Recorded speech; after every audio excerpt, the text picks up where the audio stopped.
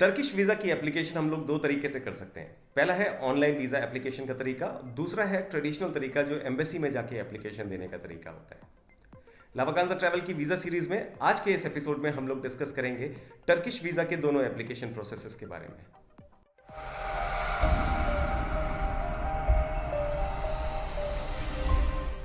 दोस्तों, हमाम, एंशियंट बाजार, beaches, natural landscapes, ancient forts and palaces, वहाँ की लैंग्वेज, वहाँ का अमेजिंग फूड, ये सारे अट्रैक्शंस हैं जिनको देखने के लिए बहुत बड़ी तादाद में भारतीय पर्यटक हर रोज़ टर्की जाते हैं। हमारे यहाँ से डायरेक्ट फ़्लाइट्स अवेलेबल है टर्किश एयरवेज की, और कुछ दिनों पहले इंडिगो एयरलाइंस की भी डायरेक्ट फ़्लाइट सीधे इस्तांबुल के लिए शुरू हो चुकी है। टर्की एक ऐसा देश है जो कि वेस्टर्न एशिया और ईस्टर्न यूरोप के बिल्कुल बीच में पड़ता है।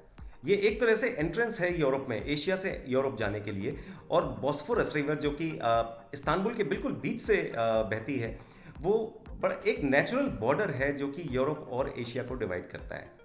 ये इतने सारे अट्रैक्शंस हैं यहाँ पे कि भारतीय पर्यटक टर्की 3 दिन से लेके 13, 14, 15 दिन तक की हॉलीडे आइटनरीज में टर्की जाते हैं। अगर आप भी दोस्तों तैयारी कर रहे हैं नियर फ्यूचर में टर्की जाने की, सो आपके लिए ये वीडियो बहुत ही इंपॉर्टेंट होगा, बिकॉज इसमें हम लोग जल्दी से जल्दी अब आएंगे कि वीज़ा का प्रोसेस आपके लिए कितना आसान या कितना मुश्किल है, आपको क्या क्या जानना इसके लिए ज़रूरी है। दोस्तों, जैसे मैंने पहले भी मेंशन किया कि इसके दो तरीके हैं, एक है ई वीज़ा और दूसरा है ट्रेडिशनल तरीका जो कि हम एम्बेसी में जाके वीज़ा अप्लाई कर सकते हैं। सबसे पहले अगर हम लोग डिस्कशन करें ई वीज़ा की, ये अगेन बहुत ही एक सिंपल प्रोसेस है, लेकिन इसकी लिमिटेशन ये है कि दोस्तों आपको इस वीज़ा प्रोसेस में जाने के लिए आपके पास में ऑलरेडी एक valid Schengen visa, UK visa या यूएस वीज़ा होना चाहिए। आयरलैंड वीज़ा भी इसमें है, लेकिन ये वीज़ा आपका वैलिड होना चाहिए। वैलिड का मतलब जिस दिन आप पहुंच रहे हो उस दिन भी आपका ये वैलिड होना चाहिए, और जब आप निकल रहे हैं टर्की से उस दिन भी ये वीज़ा वैलिड होना चाहिए। प्रोसेस बड़ा सिंपल है। इसमें आपको टर्की की इमिग्रेशन वेबसाइट पे जाना है। इन सारी वेबसाइट्स के लिंक्स आपको डिस्क्रिप्शन बॉक्स में हम लोग दे देंगे। एक बहुत ही छोटा सा एप्लीकेशन फॉर्म भरना है जिसमें कि आपके कुछ ट्रैवलिंग डिटेल्स मांगे जाएंगे और आपके ट्रैवल डॉक्यूमेंट के डिटेल्स मांगे जाएंगे। इसकी आपको फीस देनी है, जो कि ऑनलाइन आप किसी भी क्रेडिट कार्ड या डेबिट कार्ड से इलेक्ट्रॉनिकली दे सकते हैं। और तीसरा प्रोसेस जो है, आपका वीज़ा आ जाता है फीस देने के बाद में, उस वीज़ा को लेके आपको ट्रैवल करना है। और जब आप ट्रैवल कर रहे हैं, अपनी तैयारी आपकी पूरी हो चुकी है टर्की जाने के लिए, दोस्तों इन 4-5 बातों का भी आपको बहुत ज़्यादा ख्याल रखना है। सबसे पहला ये है कि आपके पास में एक प्रिंट आउट होना चाहिए ये अपने ई वीज़ा का। दूसरा ये कि आपके पास आपका पासपोर्ट वैलिड होना चाहिए दोस्तों, कम से कम 6 महीने के लिए, आपकी रिटर्न डेट तक के, जब आप वापस इंडिया में आ रहे हैं। उसके साथ साथ आपका रिटर्न कंफर्म टिकट भी आपके पास में होना चाहिए। रिटर्न कंफर्म टिकट का मतलब आपका जाना भी कंफर्म होना चाहिए और आपका वापस आना भी कंफर्म होना चाहिए। आपकी पूरी ड्यूरेशन के लिए आपका होटल कंफर्मेशन आपके पास में होना चाहिए। और इसके साथ साथ दोस्तों सफिशिएंट फंड्स का भी आपके पास में प्रूफ होना चाहिए। यूजुअली ये $50 अ डे ये होता है, बट प्लीज़ इसको दोबारा से चेक करें। ये सारी चीज़ें आपके पास में सारी होनी चाहिए इससे पहले कि आप अपना टर्की ट्रैवल करने की तैयारी करें। दोस्तों, अगर आप क्वालिफाई नहीं करते हैं अपने ई वीज़ा एप्लीकेशन के लिए, क्वालिफाई ना करने का मतलब है कि अगर आपके पास एक वैलिड शेंगेन यूके या यूएस वीज़ा नहीं है, उसके बाद भी आपके पास में एक दूसरा ऑप्शन है जो कि आप एम्बेसी में जाके वीज़ा एप्लीकेशन कर सकते हैं टर्की विजिट करने के लिए। दोस्तों, Turkey as a country Europe के बहुत करीब है।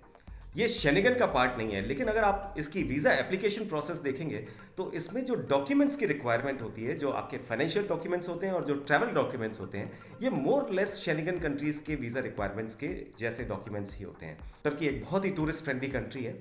ये बहुत ही आसान वीज़ा है और बहुत ही रेगुलर डॉक्यूमेंट्स होते हैं जो कि आपको कलेक्ट करने में कोई भी परेशानी नहीं होगी। दोस्तों, आप ये एप्लीकेशन खुद भी कर सकते हैं। आप सारे डॉक्यूमेंट्स कलेक्ट करके एम्बेसी में जाके अपनी एप्लीकेशन कर सकते हैं, और आप लावाकांसा को भी कांटेक्ट कर सकते हैं। दोस्तों, हमारे कंसल्टेंट्स को बहुत खुशी होगी आपकी किसी भी तरह से हॉलीडे में या आपके वीज़ा में हेल्प करने में। टर्किश वीज़ा की एप्लीकेशन की तैयारी में जब आप लोग डॉक्यूमेंट्स इकट्ठा कर रहे हैं दोस्तों, सो जनरली इन डॉक्यूमेंट्स को हम लोग 3 तरह से डिवाइड कर सकते हैं।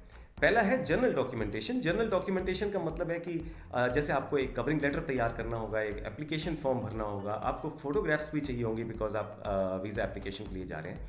सो ये तो हो गए जनरल डॉक्यूमेंट्स। इसका डिस्कशन हम आगे और नहीं करेंगे बिकॉज ये तो कॉमन है।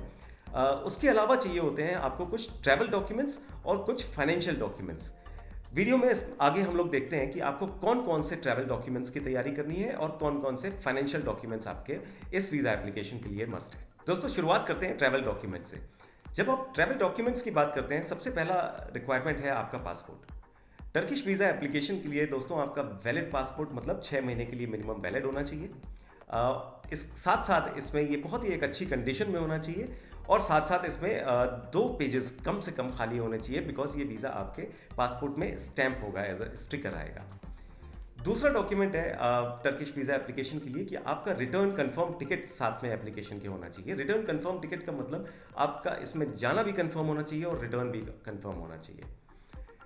For the duration of the complete tour, जो भी आप ड्यूरेशन दिखा रहे हैं आपकी एयर टिकट में, इस ड्यूरेशन के लिए आपका होटल कंफर्म होना चाहिए या आपने जो टूर बुक किया है वो टूर कंफर्म होना चाहिए जिसमें होटल भी पार्ट हो उस टूर का।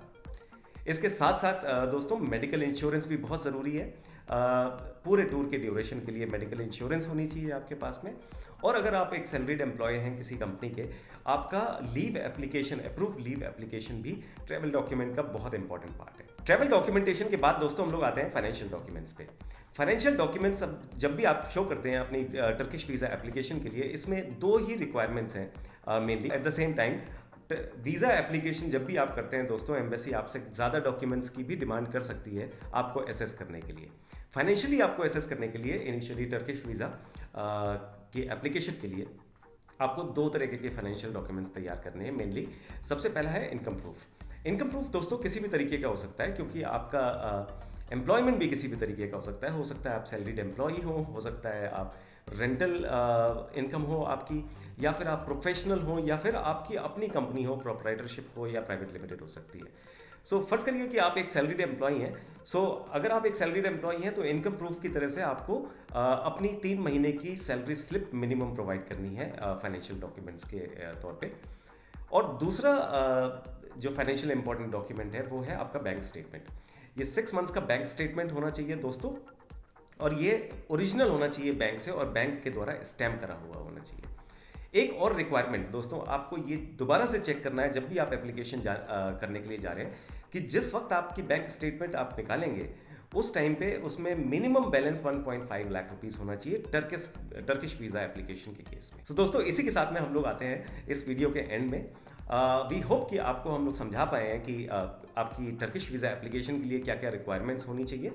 अगर आपको इसमें कुछ कन्फ्यूजन है या आप कुछ और पूछना चाहते हैं, आप हमारे कमेंट बॉक्स में लिख के आप इसमें पूछ सकते हैं हम लोगों को। हम लोग जल्दी से जल्दी उसका रिप्लाई करने की कोशिश करेंगे। दोस्तों इस वीडियो को प्लीज़ लाइक करिए अगर आपको ये यूज़फुल लगा हो, और हमारे चैनल को भी सब्सक्राइब करिए। जैसे ही आगे हम किसी और कंट्री के वीडियोस लेके आते हैं जहाँ पे सबसे ज़्यादा भारतीय ट्रैवलर्स को जाना पसंद है, हमें आप तक पहुँचने में बहुत आसानी होगी। दोस्तों मिलते हैं अगले वीडियो में।